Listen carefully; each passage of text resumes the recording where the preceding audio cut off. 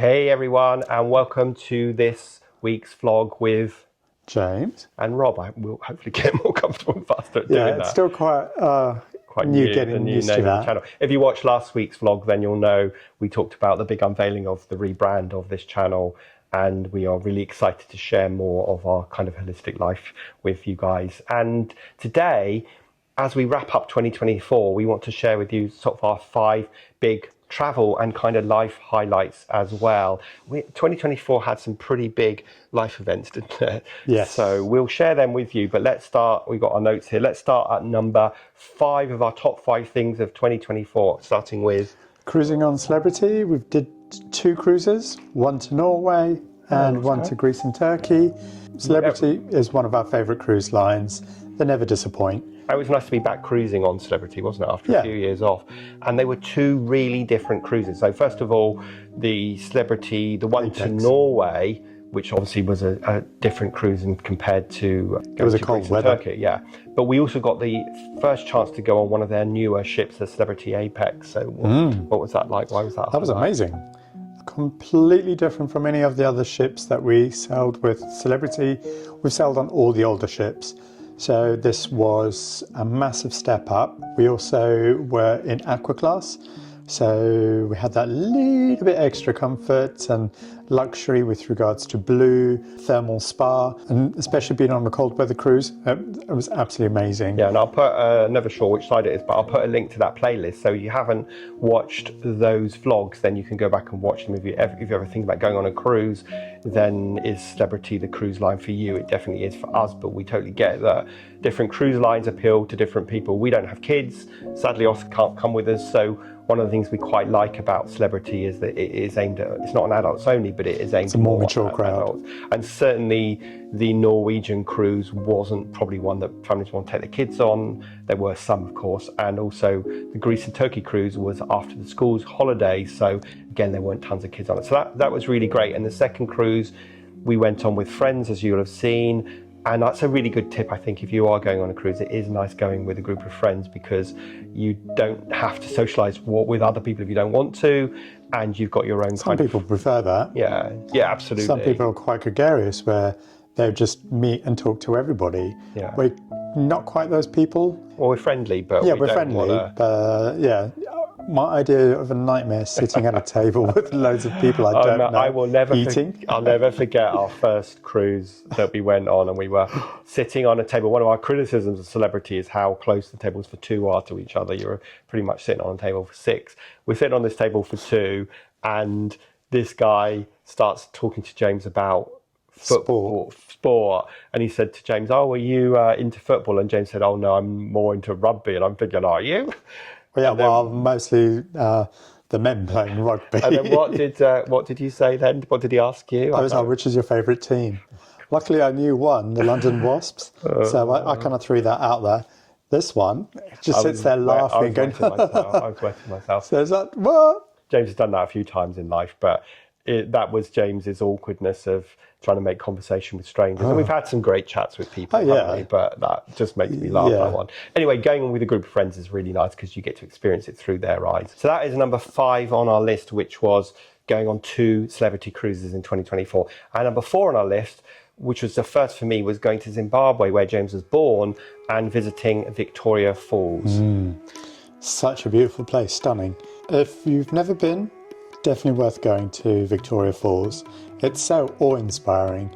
Yeah, I wish I had the cameras that I've got now then, because I used an old GoPro on a selfie stick to try and get some arty shots, and the GoPro just gave up the ghost. It wasn't so wet. Yeah, it wasn't as waterproof as it was supposed to be. You got a lot of vegetation shots. Yeah, exactly. So not the best shots from there, but it was amazing. You know, going to Victoria Falls is one of those things that you do once in your life to see one of the, is it one of the 7 natural wonders of the world? I don't know. I think it is. Yeah, anyway, it was really great, and it was nice going to we went to 2 countries that we hadn't been to in Africa. So we started off in Zimbabwe, we did Victoria Falls, and then we went over to Botswana. Joby. We did the sort of river safaris, which was lovely. I think if we were to do it again, I would have just gone straight to Botswana, and you can do day trips from there to Zimbabwe.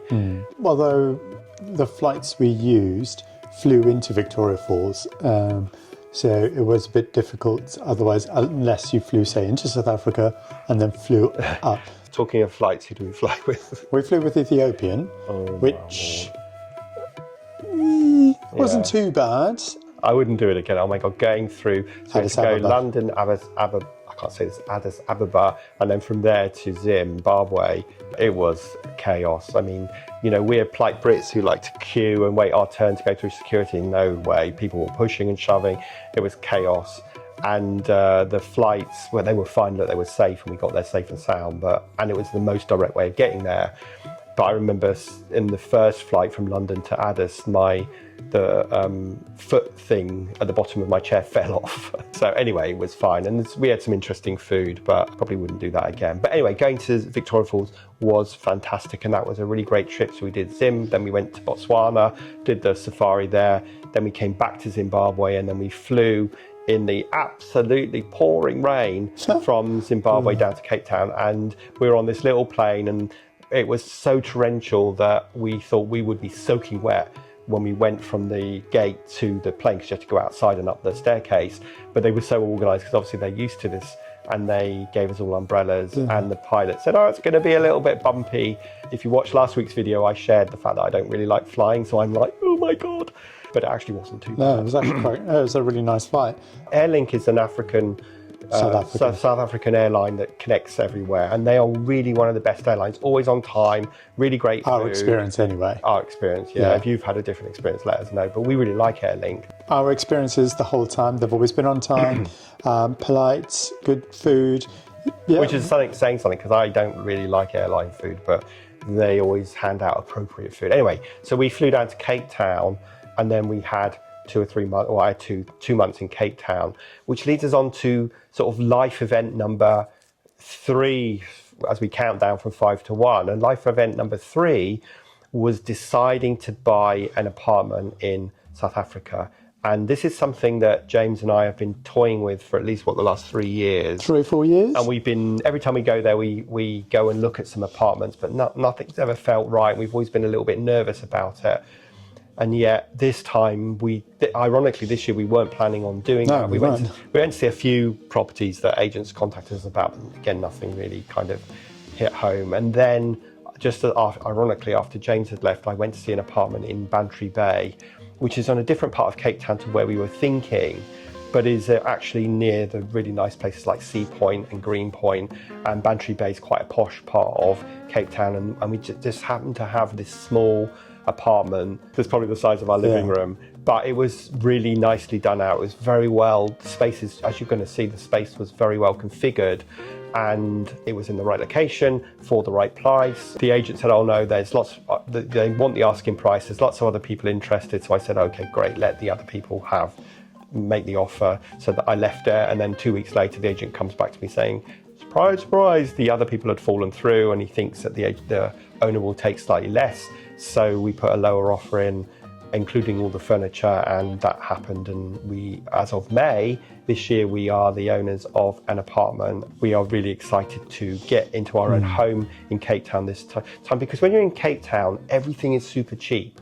Like, it's almost half to 2/3 of the price it is here. Food, accommodation. Well, almost. Not accommodation, but food, wine, travel. Everything, except accommodation. Except accommodation, yeah. Every time we go, because Rob stays for 2 months at a time, if you're looking at Airbnb costs, it runs into thousands. It is expensive, and we do love going back. So times that by 10, the amount of times we've been there, we've probably spent quite a lot. Yeah, so I think because most of the people who rent Airbnbs or stay in the nice hotels in Cape Town are international travellers, then they're charging international prices. So it usually costs me £2,000 to £3,000 in accommodation when I'm there for another couple of months. So that's just money that we're not going to have to spend now. So I'll tell you more about the house in Cape Town in the next few vlogs where we take you there. And as I said, last week's vlog, I'm going to set the cameras up so that as James sees the apartment for the first time, we will genuinely capture that on camera, and hopefully his reaction will be, wow, this is amazing, as opposed to, what the hell have you done? Yeah.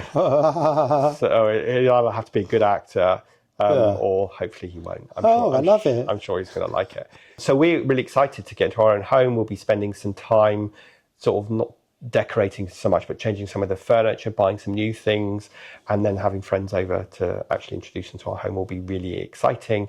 So we will take you on that journey with us, and hopefully you will see some of the sort of love that we have for South Africa and why. And if you've been to South Africa before, you're considering it, do leave us a comment and let us know what you thought. Because as I said last week, we kind of want to dispel some of the myths, like, is it safe? That's always the first question people ask me. So put your questions in the chat below, and then we can put them all together and then do a video on the top 10 questions that you guys have. He's a travel agent, so he can answer. I'm always amazed when there is a map of the world that comes on TV and James knows every single teeny little country and I haven't got a clue. Anyway, so that's number 3. And what goes hand in hand with buying an apartment in Cape Town, which is sort of like 3A, if you like, or 3B, is applying for our residency. So that has only just happened. We've just put our residency application in about 3 or 4 weeks ago, and now we wait. And that took months to put together. It's been a self-imposed stress. We started the journey in June, and we made our application in the beginning of November. And my application pack was this thick. It was 300 pages worth. And it's not electronic. It has to be all paper-based. Letters from friends saying we're in a relationship. We had to get medicals. We had to get police checks. We had to have bank statements, and the bank statements couldn't be older than 2 days before the application. Had to be stamped and we had certified. You've had to get our birth certificates notarized and apostille sealed, and we've had to get lots of documents certified. In South Africa, that's very easy to do. You walk in a police station and do it for free, not so much in the UK. Anyway, the result of that will be eventually, assuming that we get our residency, and we're expecting it to take a couple of years at least before we hear. But the net result will be we'll be able to stay as long as we like, not just 3 months, and then we'll be able to open residence bank accounts, because non-resident bank accounts are complicated, and eventually we'll be able to get South African passports. Not that we want to give up our UK passport or anything, we just want to have that dual. We want to look at our options. We might want to spend more time in South Africa in the winter, get away from the dreary, cold, dark weather here. Spend what are they called? Swallows? Yeah. Chase the sun. Yeah, we chase the sun. So that's number 3, which is buying an apartment and applying for our South African residency. And it brings us on to the second big life event, which is a bit more for me than James, but is that I decided to retire. And as a self-employed person, that looks very different to someone who kind of reaches 65 and heads to retirement and finishes work on Friday and puts their feet up on Monday. So I've been easing down. I've been spending a day a week working on the vlog and not my business. And I'm slowly winding that down now. So by sort of by the end of March next year, I should be fully retired. I'll still have some income from my work, but I won't be spending a lot of time on it because I've been working for so long. I'm ready to retire. So what do you think your retirement's going to look like? Yeah, that's a good question. It's really interesting, and I will shoot a video about retirement, because a lot of people go into depression after retirement because their sense of self and a sense of worth kind of is eroded, because you meet someone at an event and they say, what do you do? And you typically tell them about your job. Well, now you don't have that job. What I really want to do is improve my filming, improve my editing. I want to travel more, and I want to learn to cook better as well. So those are, I think that'd be rude. You do some really nice food. I know, but I'd like to go to cookery classes. I'm looking forward to that then. So I might do that in South Africa. And to be honest, I want to spend more time traveling and getting away from this idea of you can only go on a week's holiday or 2 weeks holiday. So we will see what that looks like. And part of the reason for our rebrand to James and Rob is we want to share this journey with you. And if you're thinking about retiring, but I know the demographics of our viewers are between sort of 40 and 70 or 80. So if you're thinking about retiring as well, I hope I can share some tips and some things not to do. So if you've retired recently or you're going through that journey with me, then let me know, because I'd love to hear from you. So that is sort of a number 2 big life event, which is retiring, and we will see how that goes. I'm having to sort of claw my way away from work, because as a self-employed person, it's not quite easy. Well, it's your business, it's you. Yeah. So anyway, that's number 2 on our list, which is retirement. And number 1 on our list is, that looks rude, like I'm putting my finger up, but is the fact, damn, I just turned the camera off. We've got a second camera recording that you can operate via hand gesture. So every time I raise my hand, I turn the camera off, but we just managed to turn it back on without moving. So anyway, so life event number one, I guess the top big thing of 2024 is the fact that we finally decided to get married after 14 years. So and we did it in Rhodes. Yeah, we did. Well, we didn't. We got engaged. Yeah, and we are going to get married in April of next year. We are going to look for wedding rings in Africa because it feels kind of appropriate, doesn't it, to get African wedding So we got engaged in Rhodes, where I used to live and where my mum was born. And then we're going to get wedding rings in South Africa, which we both love. So it's adds more meaning and sentimentality to the engagement and our marriage. So that is something that's really exciting. And blimey, if 2025 has as many big travel and life events as 2024, it will be, and hopefully they're all positive, it will be really, really exciting. 2025, we're moving house as well. Yeah, that's so not even that will be one of our ones that we look at next year, is moving house. Yeah, so, we've got a couple of trips here marked, Greece and Italy. So already it's looking, and South Africa. So it's already looking like a busy year. But then, I guess, sort of later next year, we're going to keep hinting at this, and it's going to drive you guys crazy because we can't tell you yet. But later next year, we will be able to unveil what our big announcement that will trump all of this is. So I really hope that you will stick with us and hit the subscribe button. As I said last week, 94% of viewers of this channel are not subscribers, which is staggering, but apparently pretty average for YouTube. So I would love to make that at least 93 or 92 or less. So if you are enjoying this video, please do hit the subscribe button. Give us a thumbs up, leave us a comment of what you thought, because that helps us produce content. I'd love to hear what kind of content you want, and also make sure you follow us on all of our social media channels as well. They're all linked down in the description and the notes associated with this channel. So yeah, looking back on 2024, we're so grateful for everything. Every moment has shaped the exciting journey ahead. Yeah, I think life is about adventure, and it's not about having things. And it's interesting because we are moving house. We have been going through a major declutter because we're actually downsizing. I'll tell you more about this in the future. But it makes you realise you don't need all this material stuff. And for James and I, it has always been about adventure and experience, and that is going to become even more so as we get a bit more free time. And I think looking towards 2025, we're really excited about the journey ahead, moving into a new home, moving into our South African home, getting married, and all the other adventures that we don't even know are going to happen yet. And we obviously want to take you along. We are super grateful for the people that have been with us since the beginning. The channel grows a little bit each month. I wish it could grow faster, but you know, it's about putting good content and about hearing from you guys, our community. So thank you so much for that. Yes. Yeah, and we'd love to hear, what are your favourite moments for you of 2024? Did you have some big adventures like we have as well? And if you did, do leave a comment. Yeah. But other than that, thank you so much for joining us today. I hope you found this interesting. I think doing our top 5 life and travel experiences of the year is something that we'll do every year, and obviously we'll tell you more about next year as we get into it. But other than that, it is James and Rob signing off for now, and we will see you next week. Bye-bye.